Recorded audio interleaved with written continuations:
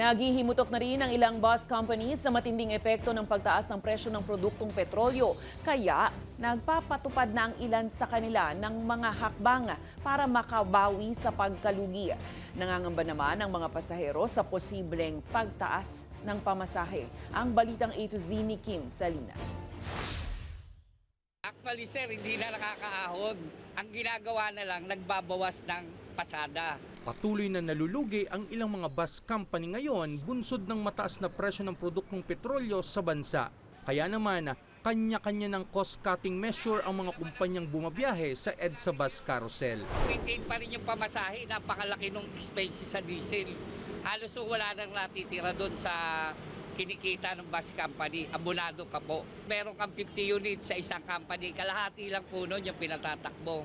Kaya napansin nyo, kukunti lang yung mga units sa carousel. Ibang company, surrender na. Stop operation. Tuwing Sabado-Linggo, yung ibang company hindi na bumabiyahe. Kasi Sabado-Linggo sir, walang pasok, konti lang yung pasahero eh. Tutol din ang ilang mga bus company sa libreng sakay na alok ng pamahalaan sa mga commuter dahil sa kanilang karanasan ng gawin ito noong panahon ng pandemya sa ilalim ng nagdaang administrasyon. Sa umpisa, okay yung pagbabayad ng gobyerno doon sa subsidy nila. Tapos later on, hanggang ngayon hindi pa po bayad yung libreng sakay doon sa mga company.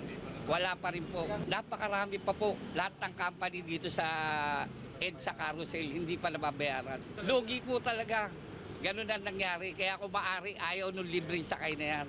Ayon sa mga empleyado ng bus company, apektado na sila sa krisis. Kaya kawawa talaga kami, kaya minsan nadidili rin sa akin kasi naapektuhan talaga ng Kami talaga number 1 naapektuhan. Kaya dapat gawa ng gobyerno ng paraan. Ang commuter na si Rosaline gumagastos ng 200 piso kada araw para sa pamasahe.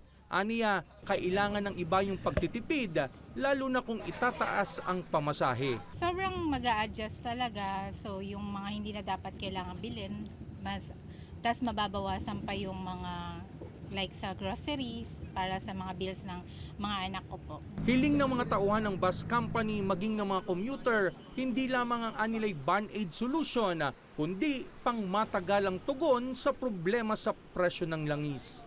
Para sa Balitang A to Z, Kim Salinas.